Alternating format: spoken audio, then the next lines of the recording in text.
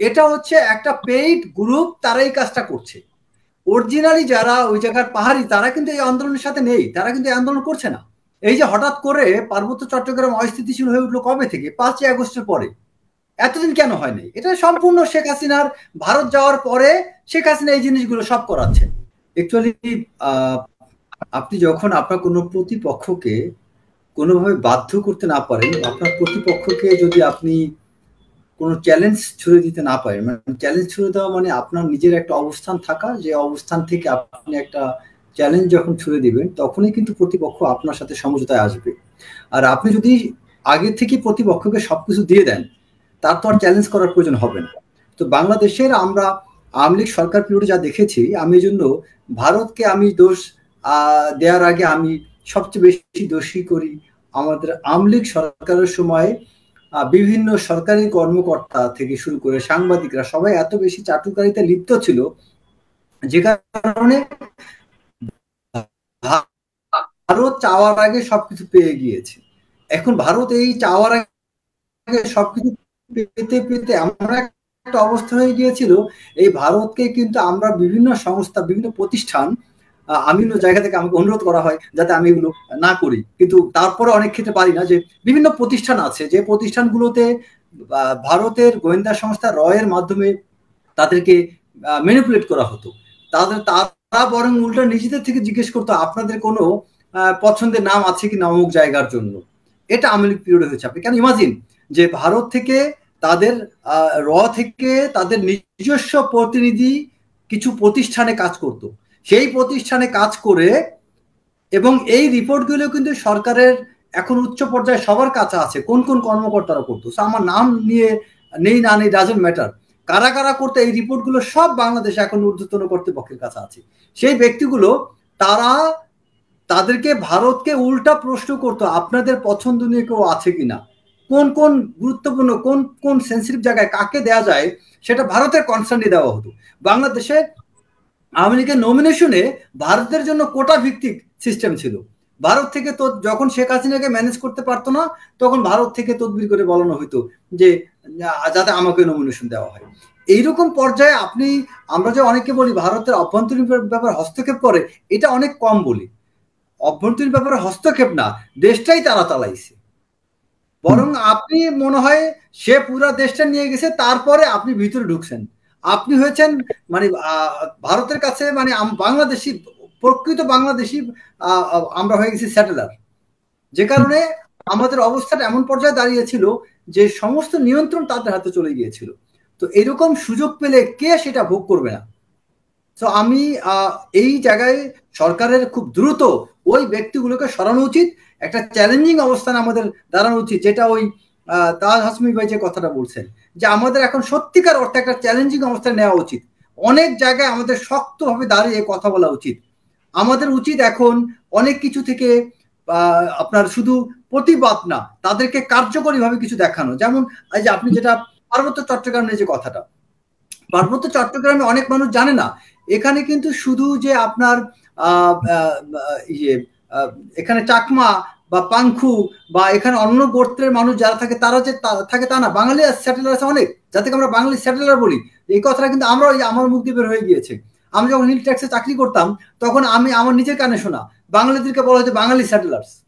Common শব্দ। আপনি যত অফিসার চাকরি করে দেখবেন, যদি কথা বলা শুরু করেন, কথার ফাঁকে দেখবেন হঠাৎ করে তার মুখ দিয়ে বের হয়ে গিয়েছে, যে আমার মুখ দিয়ে বের হলো বাঙালি স্যাটেলার্স। কিন্তু তারা কেন স্যাটেলার্স হবে? বাংলাদেশের ভিতরে একজন বাঙালি ওখানে থাকে, সে কেন স্যাটেলার্স হবে? হিল ট্রাক্সে মোর দেন 40% টোটাল জনসংখ্যা 40 ভাগের বেশি হচ্ছে বাঙালি।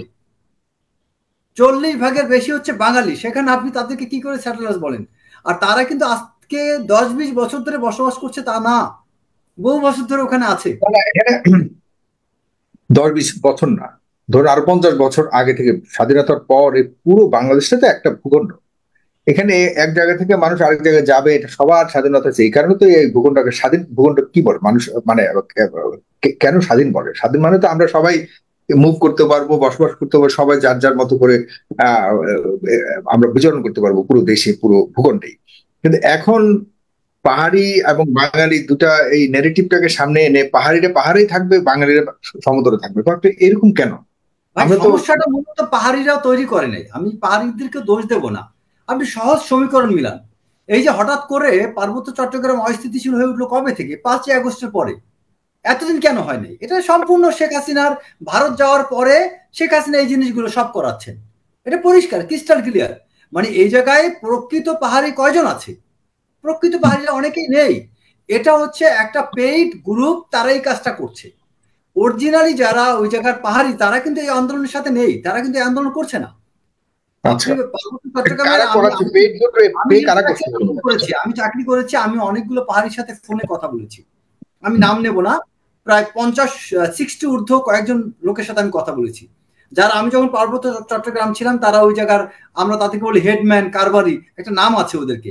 পার্বত্য চট্টগ্রাম আমরা যখন বিভিন্ন ক্যাম্পের ক্যাম্প কমান্ডার থাকতাম, তখন আমরা ওই ক্যাম্পের, আমরা ওই আপনার হেডম্যান, কারবারি, এই একটা তালিকা থাকতো বিভিন্ন পাড়ার, এক একটা পাড়া থাকে চাকমাদের বা পাহাড়িদের, ওই পাড়া থেকে বিভিন্ন হেডম্যানের বা কারবারির নাম্বারটা আমরা সংগ্রহ করে রেখে তার সাথে যোগাযোগ করতাম বা তাকে আমরা ক্যাম্পে ডাকতাম। সকল হেডম্যানদেরকে, কারবারিদের ডেকে আমরা মিটিং করতাম, মিটিং করে তাদের সমস্যার কথা শুনতাম, শুনে অনেক ধরনের সমস্যা। এটা আমার লাইফে আমি 3.5 বছরে অনেকগুলো করেছি এগুলো।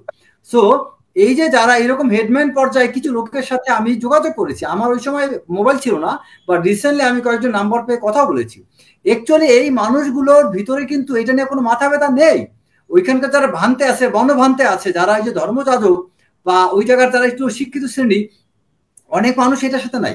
এটা মূলত উস্কানি দিয়ে একটা গোষ্ঠীকে আপনার অস্থিতিশীল, দেশটাকে অস্থিতিশীল করার জন্য এটা করা হচ্ছে। এবং এবং এটার সাথে আপনার বিশেষ করে আমাদের পার্শ্ববর্তী দেশের ভারতের, আপনার বিশেষ করে যে ত্রিপুরা, মিজোরাম, আমাদের যে সীমান্তবর্তী যেসব আপনার প্রদেশগুলো আছে, এই জায়গায় নিজেদেরই ক্রন্দল, তারা আমাদের পিছনে কেন ঝামেলা করতে আসবে এখন? তার মানে তাদের ভিতরে যেখানে মানে ইন্টারনাল ভায়োলেন্স হচ্ছে, তার মধ্যে দিয়ে বাংলাদেশে কেন এটা করছে? তারা আসলে তারা করছে না, এটা সেট করা, এটা মিডিয়াতে ইচ্ছা করে, ইন্ডিয়ান মিডিয়াতে ইচ্ছা করে দেখানো হচ্ছে। এটা মানে ত্রিপুরা নিজেরাই এখন ওই ভারতের সরকারের বিরুদ্ধে তাদের অবস্থান, নিজেরাই নিজেদের স্বায়ত্ত শাসন চাচ্ছে, স্বাধীনতা চাচ্ছে। আপনার আসাম নিজেরাই তাদের স্বাধীনতা চাচ্ছে, তারা কেন এখন আমাদের সাথে গ্যাঞ্জাম করতে যাবে? তারা এটা করতে যাচ্ছে না। এটা মূলত তাদের মিডিয়াটা অতিরঞ্জিত করছে। এবং কিছু ব্যক্তি, যেমন ধরেন কথার কথা আমি একটা উদাহরণ দিই, আমরা করলাম কি 5 জন ছাত্র যে ঢাকা ইউনিভার্সিটি ভিসির সামনে যে আন্দোলন করলাম, আমরা চিন্তা করলাম যে আমরা যদি একটু আন্দোলন করতে পারি ভিসি থেকে 20,000 টাকা নিতে পারবো, যে আমরা আন্দোলন করলাম। কয়েকজন ক্যামেরাম্যানকে বললাম তোমরা ভিডিও করবা। গতকালকে আমি ধরেন গতকালকে ঘটনায় বলি, গতকালকে ভিসি অফিসে যাচ্ছিলাম, যাওয়ার পথে থেকে শাহবাগ মোড়ে 7-8 জন মানুষ বক্তব্য দিচ্ছে, ক্যামেরা হচ্ছে তার চেয়ে ডাবল। 3 জন মানুষ কথা বলে, ক্যামেরা থাকে 30টা। বিষয়গুলি আপনি মানে আসলে ভারতের একদম পুরোপুরি সরকারি স্ট্যান্ড নয়, এগুলি আসলে আপনার বিভিন্ন, এটা অ্যাকচুয়ালি কিছু এগুলো ভারতের সরকারি স্ট্যান্ড, যতদিন পর্যন্ত ভারতে আছে ততদিন পর্যন্ত বাংলাদেশের বিরুদ্ধে ষড়যন্ত্র একটা চলতেই থাকবে। এবং উনি আজকে একজনের কাছে শুনলাম, উনি নাকি 18 লক্ষ কোটি টাকা নিয়ে ভারতে গিয়েছেন। এখন এত টাকা যার কাছে আছে, সে তো ভারতের মিডিয়াটাকে ভারতের সরকার চেয়ে বেশি কন্ট্রোল করতে পারবে। আর এই পুরো ভারতবর্ষ, প্রধানমন্ত্রী, হ্যাঁ, আমাদের এই পুরো ভারতবর্ষ কিন্তু আমাদের চরিত্র একই রকম। বাংলাদেশ বলেন, ভারত বলেন, পাকিস্তান বলেন, এই পুরো ওই সাউথ এশিয়ান বেল্টে আমাদের চরিত্র একই রকম। ওই ভারতের পুলিশ, বাংলাদেশি পুলিশ, ভারতের সাংবাদিক, আমাদের সাংবাদিক, ওই জায়গার রিপোর্টার, আমাদের রিপোর্টার, এ দেখবেন চরিত্র।